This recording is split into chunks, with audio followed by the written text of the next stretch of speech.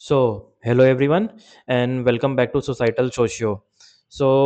On I think 30 को हमारा exam है, तो मैंने ना एक लिस्ट बनाई है कि कौन-कौन से इम्पोर्टेंट टॉपिक्स हैं जो आपको कवर करने हैं। मुझे जहाँ तक लगता है कि जिसने भी सीरियस तैयारी करी होगी, उसने वो टॉपिक्स कवर ऑलरेडी कर लिए होंगे। पर मैंने कुछ इम्पोर्टेंट टॉपिक्स बनाए हैं, जो बेसिकली आप लोग को देख लेने हैं और इनसे हर बार मतलब सवाल पूछे ही जाते हैं। Every time UGC will ask certain questions on these important topics, and I have already provided the books list. So now what are these topics? So now let's begin. So basically in research what they ask is like the validity, कि validity होती क्या है। ठीक है, validity क्या होती है, ठीक है, रिलायबिलिटी क्या होती है, ठीक है, इनके टाइप्स क्या हैं, ये वो हमसे पूछता है। ठीक है, ये पढ़ लेना आप लोग। इसके बाद हमारा आता है हाइपोथेसिस। हाइपोथेसिस, ठीक है, नल हाइपोथेसिस, फिर आता है ऑल्टरनेट हाइपोथेसिस। इसमें से वो हमसे ये पूछता है, वो दो स्टेटमेंट्स दे देगा। ठीक है, मान लो उसने दो स्टेटमेंट्स दे दी, ए और बी, और वो पूछेगा कि इनमें से अल्टरनेट हाइपोथेसिस कौन सी है, इसमें से नल हाइपोथेसिस कौन सी है, वो ये पूछता है हमसे। ठीक है, फिर एक इंपॉर्टेंट टॉपिक आता है हमारा ग्राउंडेड थ्योरी। ठीक है, ग्राउंडेड थ्योरी में वो कभी कभार बुक्स पूछ लेता है, स्ट्रॉस एंड कॉर्बिन की कौन सी बुक लिखी है, किसने कौन थिंक करने है। ठीक है, बट इसमें जो इंपॉर्टेंट वो पूछता है ना, वो पूछता है कोडिंग। ठीक है, अब कोडिंग हमारी कौन कौन सी होती हैं, वो हमारी होती हैं ओपन ओपन कोडिंग, फिर आता है हमारा एक्सियल कोडिंग, फिर सिलेक्टिव कोडिंग। ठीक है, वो हमसे पूछता है कि भैया इसको अरेंज करो एक क्रोनोलॉजिकल ऑर्डर में, कि पहले कौन सी कोडिंग आई। ठीक है, तो ये देख लेना आप लोग। इसके बाद वो हमसे पूछता है पैरामेट्रिक टेस्ट क्या होते हैं। ठीक है, और दूसरा हमसे पूछता है कि नॉन पैरामेट्रिक टेस्ट्स क्या होते हैं।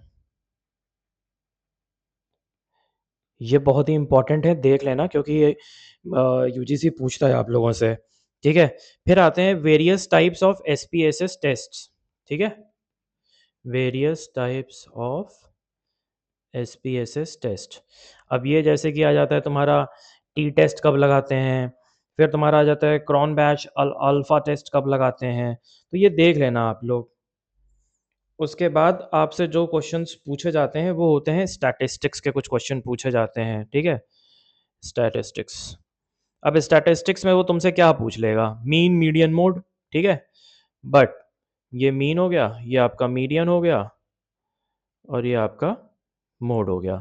इसमें से वो पूछेगा, कभी कभार कैलकुलेशन पूछ लेता है। ठीक है, कि कैलकुलेट करो मीन मीडियन मोड क्या है।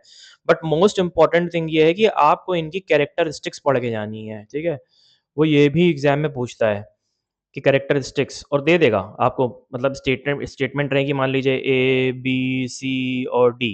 वो पूछ लेगा कि भाई मोड की कैरेक्टरिस्टिक कौन सी है, मीन की कैरेक्टरिस्टिक कौन सी है, ये आपसे पूछेगा। ठीक है, अब बात करते हैं अगली चीज। कभी कभार वो क्या करेगा ना, जैसे कुछ हमारे होते हैं नॉमिनल, ऑर्डिनल, इंटरवल, फिर पूछ लेगा रेशियो। ठीक है, अब उसमें से क्या करेगा ना, कुछ स्टेटमेंट्स दे देगा, जैसे ए बी सी और डी, और कहेगा भाई इसमें ये स्टेटमेंट्स हैं, इनमें से बताओ नॉमिनल कौन सा है, ऑर्डिनल कौन सा है, इंटरवल कौन सा है, रेशियो कौन सा है। ठीक है, ये पूछता है, आप लोग ध्यान देना इसका। ठीक है, फिर कुछ इंपॉर्टेंट टॉपिक्स आते हैं हमारे, कि एपिस्टेमोलॉजी क्या है भाई, ये बताओ हमें। सोशल कंस्ट्रक्शनिज्म की, पॉजिटिविज्म की, पोस्ट पॉजिटिविज्म की, और इनका एक होता है हमारा ऑन्टोलॉजी क्या है। ऑन्टोलॉजी के साथ साथ वो कभी कभार रिसर्च मेथोडोलॉजी क्या है इन सब की, ये भी पूछ लेगा। ये बहुत इंपॉर्टेंट है, ये पढ़ के जाना। और रिसर्च का तो फिलोसॉफिकल पार्ट ही ये है, तो मेरे हिसाब से आप लोग को ये कवर कर लेना चाहिए। इसके बाद हमारा है, रिवाइज करना है हमें जितने भी हमारे वेस्टर्न थिंकर्स हैं और जितने भी हमारे इंडियन थिंकर्स हैं।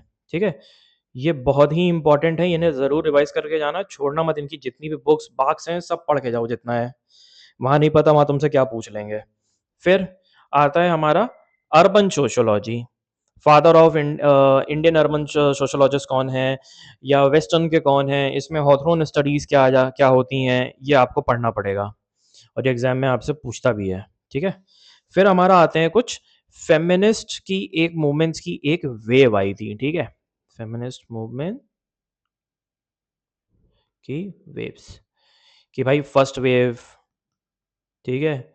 ऐसे ही सेकंड वेव, फिर आता है थर्ड वेव, फिर आता है फोर्थ वेव कि इनमें से बताओ वेव्स में कौन-कौन सी इंपॉर्टेंट वेव्स है और पहले कौन सी है और कौन-कौन से थिंकर्स क्या नाम है फर्स्ट वेव में आते हैं, कौन-कौन से सेकंड में आते हैं, कौन से थर्ड, कौन से फोर्थ, ये आपको देख लेना है। अब हमारा आता है कुछ इम्पोर्टेंट हमारे आते हैं फेमिनिस्ट थिंकर्स।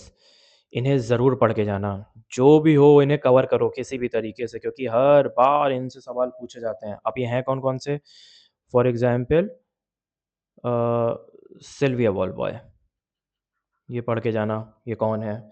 ठीक है, फिर आता है तुम्हारा एन ओकले, ये कौन है? इन्हें पढ़ के जाना। फिर तुम्हारा आता है मैरी वोल्स मैरी वोllस्टोनक्राफ्ट, ये इम्पोर्टेंट थिंकर हैं तुम्हारी। फिर आता है तुम्हारा क्या बोलते हैं आर्ले रशल हॉर्सचाइल्ड, ठीक है? इनकी इम्पोर्टेंट बुक्स हैं, वो देख लेना। ये और वो इम्पोर्टेंट भी हैं बहुत ज़्यादा। आर्ले रशल हॉर्सचाइल्ड। फिर इसके बाद तुम्हारी आती हैं उमा चक्रवर्ती, ठीक है? उमा, ये इंडियन फेमिनिस्ट थिंकर हैं, ये भी इम्पोर्टेंट है, इन्हें पढ़ना। उमा चक्रवर्ती। फिर हमारा आता है शोला स्मिथ फायरस्टोन, रेडिकल फेमिनिस्ट हैं ये। शोला स्मिथ,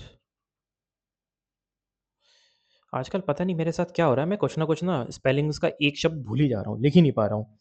फिर आता है सिमोन डी बवोर। अब इन्हें कुछ लोग यार अलग-अलग तरीके से प्रोनाउंस करते हैं, मैं तो बवोर, बिवोर सब अलग-अलग है, ठीक है? इसके बाद हमारा आता है रजनी कोठारी, ठीक है? रजनी कोठारी। फिर इसके बाद हमारा आता है वंदना शिवा, इकोफेमिनिज्म का कंसेप्ट, वंदना शिवा। और इसके बाद हमारा आता है पैट्रिशिया हिल कॉलिंस, इन्होंने ब्लैक्स के ऊपर काम किया था, तो एक बार देख लेना, ये भी इम्पोर्टेंट है, ठीक है? फिर एक है हमारी लीला दुबे, ठीक है? ये हमारे इम्पोर्टेंट फेमिनिस्ट थिंकर्स हैं, जो तुम लोग को कवर करने हैं। फिर अब क्या है ना कि कुछ थिंकर्स ने ट्राइब्स के ऊपर काम किया था, ठीक है? वो याद कर लेना, कौन से थिंकर्स ने कौन से ट्राइब के ऊपर काम किया था। इसके बाद हमारा आता है स्टेप्स, हमारे होते हैं स्टेप्स ऑफ सोशल मूवमेंट, ये ज़रूर पढ़ के जाना, ये पूछ चुका है एग्ज़ाम में। फिर हमारा आता है कि रोल सेट क्या होता है, रोल कॉन्फ्लिक्ट क्या होता है, ठीक है? फिर हमसे ये भी कभी-कभार पूछ लेता है कि स्टेटस सेट क्या होता है, ये पढ़ के जाओ। इसके बाद अब बात करते हैं कुछ ऐसे थिंकर्स जो पढ़ने ही पढ़ने हैं, ठीक है? आंद्रे बेतेले, और ये अभी ख़त्म हो गए हैं, तो भाई मेरे इनका ज़रूर देख लेना। फिर हमारा आता है लुइस ड्यूमोंट, ये ज़रूर पढ़ के जाना। उसके बाद हमारा आता है विल्फ्रेड पोरेटो, विल्फ्रेड परेटो कौन थे, ठीक है? सी राइट मिल्स पढ़ के जाओ। सी राइट मिल्स हो गया, विल्फ्रेड पोरेटो हो गया, हाँ, फिर आता है ए आर देसाई, इनको ज़रूर पढ़ना, इनका हर बार एग्ज़ाम में पूछता है। फिर कार्ल पोलियानी कौन था? इसने एक्सचेंज के बारे में बताया था, ये ज़रूर देख लेना। फिर इसके बाद हमारा आता है रॉबर्ट एज़रा पार्क, ठीक है? रॉबर्ट एज़रा पार्क, इन्होंने कंसेंट्रिक ज़ोन थ्योरी दी थी, बहुत इंपॉर्टेंट थ्योरी है। इसके बाद आता है तुम्हारा थॉर्स्टीन वेबलेन, ये देख लेना, ये भी इंपॉर्टेंट थिंकर है। इसके बाद अब हम बात करते हैं और क्या-क्या इंपॉर्टेंट टॉपिक्स हैं। फिर हमारा आता है इकोफेमिनिज़्म, ठीक है? इकोफेमिनिज़्म हो गया। उसके बाद हमारा एक आता है एनवायरमेंटल मूवमेंट्स, ये बहुत इंपॉर्टेंट है, ठीक है? ये पढ़ लेना, हर बार पूछता है। और ये क्रोनोलॉजिकल ऑर्डर में पढ़ना, सीक्वेंस वाइज, कि पहले कौन सा था, बाद में कौन सा। ये ज़रूर देख लेना, ठीक है? इसके बाद हमारा आता है सोशल एक्सचेंज थ्योरी, ठीक है? कि और सोशल एक्सचेंज थ्योरी, और ये भी क्या बोलते हैं ना, एक उसके बेसिस पे दिया गया था कि हमारा पहला आता है साइकोलॉजिकल बेसिस है, फिर उसके बाद हमारा एक आता है इकोनॉमिक बेसिस पे। तो ये तुम लोग देख के जाना, ये इम्पोर्टेंट है। उसके बाद तुम्हारा आता है बोर्दियो। बोर्दियो का टाइप्स ऑफ कैपिटल क्या है, ये बहुत इम्पोर्टेंट है, ठीक है? बोर्दियो टाइप्स ऑफ कैपिटल। फिर आता है हमारा mode of production debate in India, किसने स्टार्ट किया था? उत्सव पटनायक थी वैसे, बट ये देख के जाना तुम लोग। Mode mode of production debate in India, ये देख के जाना, ठीक है? अब इसके बाद हम आते हैं कुछ इम्पोर्टेंट और भी टॉपिक्स पे, जैसे हमारे आते हैं, क्या बोलते हैं, इम्पोर्टेंट डेवलपमेंट मॉडल्स, ठीक है? Important development models. अब इसमें कौन-कौन सा आ जाता है? तो इसमें आ जाता है तुम्हारा डब्ल्यू रोस्टो का टेक ऑफ मॉडल। फिर तुम्हारा आ जाता है एजे फ्रैंक की थ्योरी।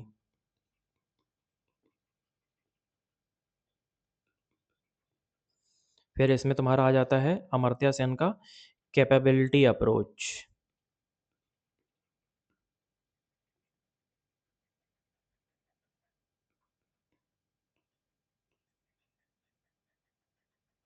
ठीक है? और कुछ भी इम्पोर्टेंट हमारे हो जाते हैं, जैसे कि थ्योरी ऑफ अंडर डेवलपमेंट किसने दिया था? थ्योरी ऑफ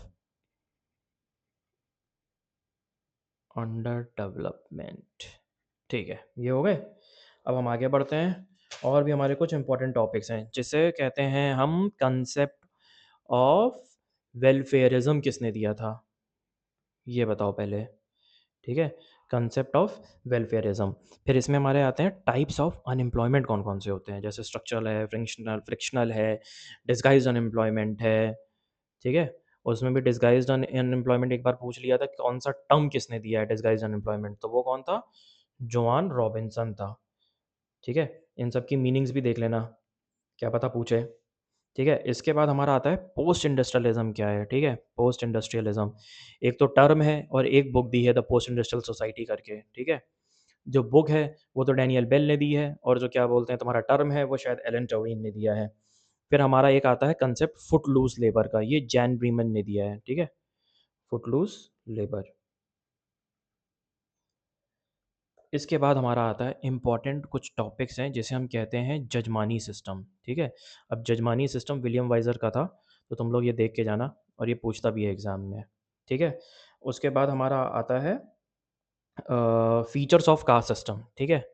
अब फीचर्स ऑफ कास्ट सिस्टम में भी, फीचर्स ऑफ कास्ट सिस्टम, अब कईयों ने इंडियन थिंकर्स में घूरे को पढ़ा होगा, श्रीनिवास को पढ़ा होगा, ठीक है? घूरे, श्रीनिवास। उसके बाद हमारा एक इम्पॉर्टेंट और है जे एच हट्टन, ये भी पढ़ के जाना, पूछता है एग्जाम में, इनकी एक बुक है कास्ट इन इंडिया करके, ठीक है? इसके बाद हमारा एक आता है एग्रेरियन सोशल स्ट्रक्चर, ठीक है? Agrarian social structure. अब इसमें भी कुछ इंपॉर्टेंट थिंकर्स हैं हमारे, ठीक है? ये ज़रूर देख के जाना। पहले जो हमारे इंपॉर्टेंट थिंकर हैं, इसके अंडर आते हैं डैनियल थॉर्नर, ठीक है? और दूसरे आते हैं हमारे डीएन धनागरे, ये ज़रूर देख लेना, ठीक है? उसके बाद हमारा आता है माइग्रेशन कितने प्रकार के होते हैं, ठीक है? कि पहले हमारा हो जाता है माइग्रेशन टाइप्स, और हमारा दूसरा आ जाता है हमारा, क्या बोलते हैं, थ्योरीज ऑफ माइग्रेशन, ठीक है? ये बहुत इंपॉर्टेंट है, पढ़ना है इसको, और पूछता भी है एग्ज़ाम में तुमसे। फिर एक चीज़ हमारी आ जाती है, वो आ जाती है हमारे पीजेंट मूवमेंट्स। अब पीजेंट मूवमेंट्स को भाई सीक्वेंस वाइज पढ़ना, उसका रीज़न है तुमसे कभी-कभार वो पूछ लेगा क्रोनोलॉजिकल ऑर्डर में इन्हें अरेंज करो। तो क्रोनोलॉजिकल ऑर्डर अब अरेंज करने के लिए तुम्हें सारे के सारे पढ़ने पड़ेंगे जितने भी हैं हमारे। 1 मिनट रुक जाओ यार, एक नया स्लाइड लेके आना पड़ेगा। Okay, yes. अब हमारा एक चीज़ और आ जाता है, वो आता है हमारा एमएसए राव का क्लासिफ़िकेशन, जो कि उसने दे रखा है, ठीक है? क्लासिफ़िकेशन ऑफ अर्बन स्टडीज़, ठीक है?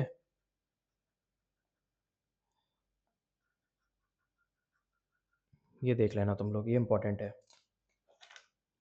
फिर इसके बाद हमारा एक इम्पोर्टेंट टॉपिक आता है, वो आ जाता है हमारा लुईस वर्थ का। देख लो, इसमें फिर मैं आई लगाना भूल गया। लुईस वर्थ अर्बनिज़्म क्या है, ठीक है? फिर इसके बाद हमारा आ जाती हैं थ्योरीज़ ऑफ अर्बन डेवलपमेंट। ये भी इम्पोर्टेंट है। मैं सच बता रहा हूँ यार, जिसने भी क्या नाम है अगर सीरियस तैयारी करी होगी ना, उसने ये सारे टॉपिक्स कवर कर लिए होंगे पहले ही। फिर इसके बाद हमारा आ जाता है अर्बन एरियाज़ का क्लासिफ़िकेशन, ठीक है? अर्बन एरियाज़ का जो क्लासिफ़िकेशन आ जाता है, वो होते हैं जैसे कि पहला हैमलेट है, स्टैट्यूटरी टाउन है, सेंसस टाउन है, मेगा सिटी क्या है, मेगालोपोलिस क्या है, मेटा सिटी क्या है, ये सब देख के जाना। और कुछ ना इम्पोर्टेंट कांसेप्ट्स हैं, जैसे कि कन्कर्वेशन क्या होता है? कन्कर्वेशन, फिर हमारा आ जाता है एज सिटी क्या होती है? फिर हमसे पूछ लेता है फैंटेसी सिटी क्या होती है? ठीक है? तो ये सब पढ़ के जाना, ये कभी-कभार टर्म्स को पूछता है, डिफाइन करो। फिर मैंने पहले आप लोगों को बताया था कि इंडस्ट्रियल सोशियोलॉजी में फादर ऑफ इंडस्ट्रियल सोशियोलॉजी और एन.आर. सेठ हैं और हॉथरॉन स्टडीज़ क्या हैं, जो कि एल्टन मेयो ने करी हैं, इसके बारे में। अब हम बात करते हैं कि कुछ एक और इम्पोर्टेंट टर्म्स हैं, जिन्हें हम कहते हैं, और वो हमारे इम्पोर्टेंट टर्म्स हैं, जैसे कि गेटेड कम्युनिटीज़ क्या हैं, ठीक है? Gated communities. और जेंट्रिफिकेशन क्या होता है, ये रूथ क्लास का है, देख लेना, ठीक है? और let me bring a new slide, 1 minute, yes, got it. फिर हमारे आ जाते हैं कुछ इम्पोर्टेंट आर्टिकल्स, ठीक है? अब इम्पोर्टेंट आर्टिकल्स में भी हमें क्या देखना है, रिलेटेड टू रिजर्वेशन, ठीक है?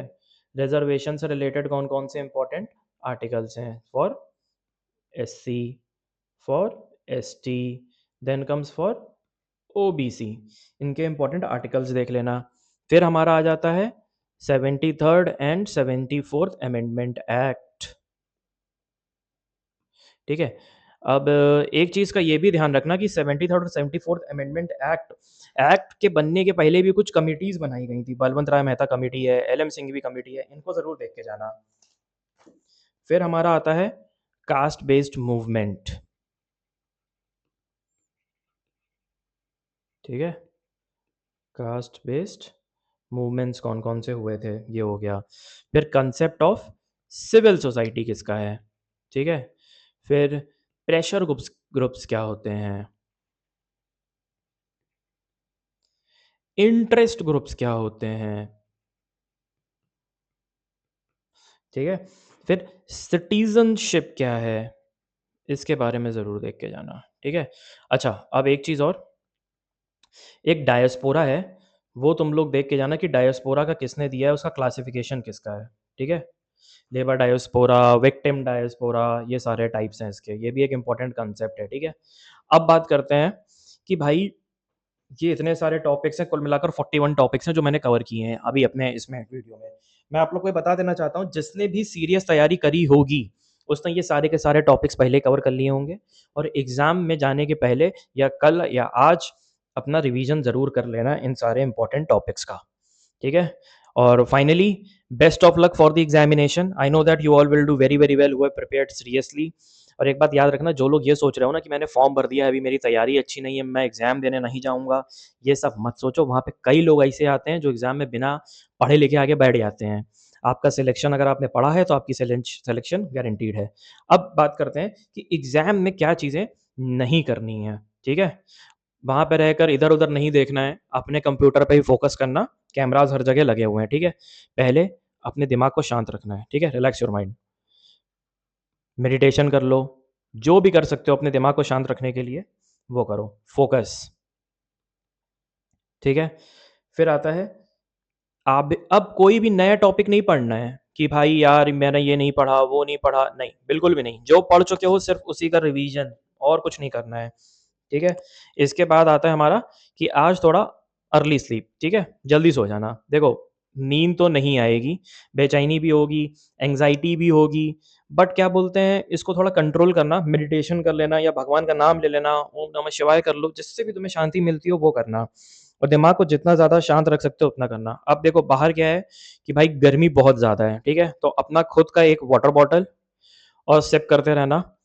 और आई थिंक जहाँ तक मुझे पता है, जहाँ तक आप लोग का एग्ज़ाम सेकंड शिफ्ट में तो गर्मी बहुत ज़्यादा रहेगी, तो अपने आप को हाइड्रेटेड रखना, ठीक है?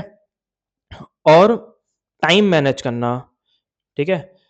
ये नहीं है कि किसी भी टॉपिक पे अटक गए या क्वेश्चन पे अटक गए, अब आप उसी पे अटके हुए उसे सॉल्व करने में लगे हो कि मुझसे कैसे नहीं हो रहा, आपने अपनी ईगो पे ले लिया, नहीं। छोड़ दो, आगे बढ़ो। जब आखिरी में आके टाइम बचेगा, तब आप उसको कर लेना, ठीक है? फिर आता है कॉम्प्रिहेंशन। कॉम्प्रिहेंशन यार एक्चुअली में ना आप लोग को मार्क्स फेच कराएगा, मैं सच बता रहा हूँ। इसे ये नहीं कि सीधा क्वेश्चंस पे डायरेक्ट टूट पड़े, नहीं। पहले क्वेश्चंस पे नहीं टूटना है। आप पहले जाएँगे, सीधे पहले आप क्या बोलते हैं अपना पैरा पढ़ेंगे, ठीक है? पूरा का पूरा जो कॉम्प्रिहेंशन दे रखा है, पूरा पैराग्राफ पढ़िए। उसके बाद आप क्वेश्चंस पढ़ेंगे, ठीक है? उसके बाद क्वेश्चंस पढ़ना, फिर उसके बाद तुम लोग आंसर निकालना। और गलत मत करना यार प्लीज़, बिल्कुल भी गलत करने का वो मत करना। इसमें किसी भी तरीके का कोई भी स्कोप मत छोड़ना। ये तुम लोग को एक्चुअली में मार्क्स अच्छा खासा फेच कराएगा। Now finally best of luck for your exam, और अच्छे से करना। क्वेश्चन पेपर जैसा भी आए इसके बारे में मत सोचना हार्ड था, बहुत ज़्यादा इजी आ गया, नहीं। ठीक है, जैसा आना था आ गया, आप लोगों ने प्रिपेयर कर रखा था, आप लोग का एग्जाम क्लियर होगा, बस ये सोचो। ठीक है? So nine only for any query और लाइक और having any doubt please mail me at societalsocio@gmail.com। और अगर कुछ प्रॉब्लम वॉब्लम होता है तो बताइएगा, और अगर क्वेश्चन पेपर्स में अगर आप लोग कुछ इंपॉर्टेंट ऐसे क्वेश्चंस याद रहते हैं तो वो भी मुझे मेल कर दीजिएगा, हम उस पर डिस्कस कर सकते हैं। And please do share with your friends, like these are like which are like important topics जितने भी मैंने आप लोग को बताए हैं। और thank you, and like share and subscribe. Thank you, that's for the day.